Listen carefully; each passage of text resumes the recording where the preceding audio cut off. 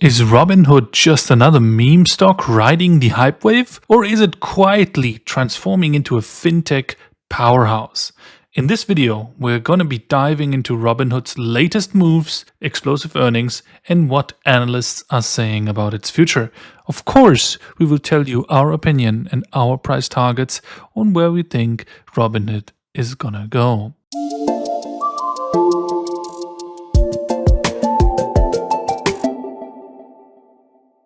Hello and welcome to yet another video from Bloomberg Capital. My name is Patrick and today we're going to be talking about the Robinhood stock, mainly its amazing stock price performance, and we have been buying the stock since the lows. So currently you will get the opinion of someone who has been in this trend since the very beginning, and now we are getting a little bit more frothy here. So we really want to show you what you need to know and whether or not you should buy the stock. So let's discuss first the key driving factors why the stock price is rising. I mean, since the bottom here on December 2023, it has rallied an amazing 987%, which is an insane performance if you ask me. So what was the reason that Robinhood is now currently performing? Well, it has to do with what popular media might tell you about the crypto expansion in Europe and Robinhood launching a tokenized US stock and ETF system for European users. Additionally, they are also getting crypto perpetual futures, and this with a lot of leverage. Speculators like a lot of leverage, and this is exactly what Robinhood is currently delivering to them. Therefore, the stock price is simply rising because earnings are rising, and earnings are usually the driver of most stock price performance. Now, in terms of the bigger business cycle, we are expecting much more speculation to come into the market, which means that for Robinhood stock, this is of course a key driving factor, and long term, prices should still be rising, and they should be rising in a much greater fashion from here, because now the stock has formed a new all-time high that is higher than its former IPO launch in 2021. So let's delve into the technical analysis of all those things. Remember, we did identify the bottom here, and I did buy these lows here as well.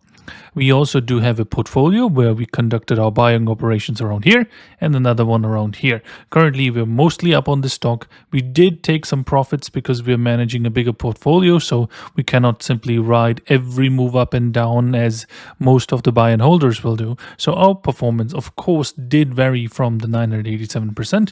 Regardless, it was quite nice to say the very least. So what can we see here? You can see that the stock is more or less vibrating to the upside in this channel, and this channel is encompassing most of the price action, which would say that the median price is usually the fair value in this trend, and currently we are more or less overvalued.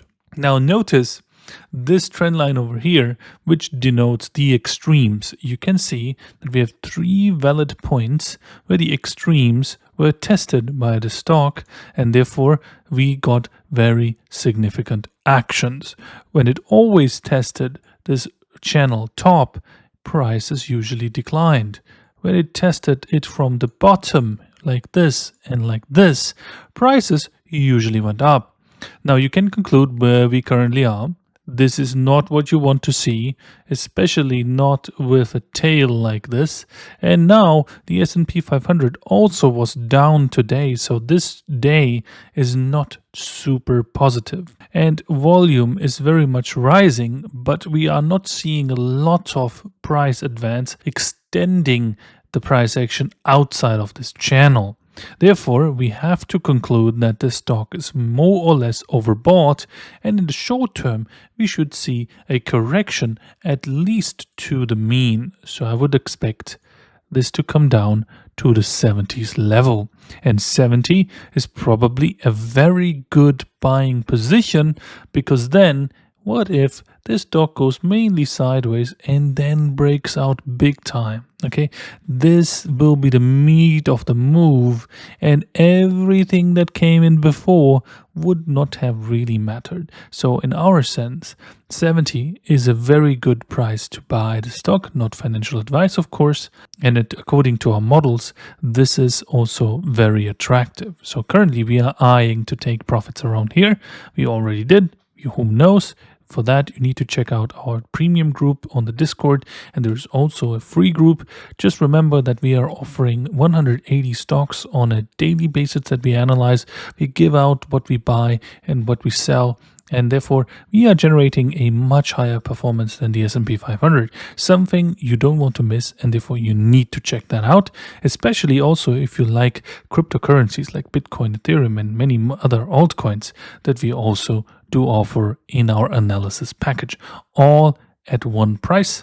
You should definitely check it out. Okay, now back to the analysis. So this is basically what I'm expecting, a hinge type of formation that mainly wastes time. It doesn't really decline too much lower, but we simply need to spend a little bit more time here, because especially when we look at the oscillators, the stochastics are now really much on the edge, and we also have this bearish divergence developing. So therefore it is safe to assume that we're going to get a reaction at the very least. So imagine something where this comes down with the price action, finds support at the 50 level, whereas the stochastics comes all the way down for the next larger move. This move will, however, need time to be digested, hence why I'm suggesting this triangle formation. After that, we should see many more highs, as speculation in the larger scheme of things should rise, and earnings therefore should also rise. So fundamentally speaking,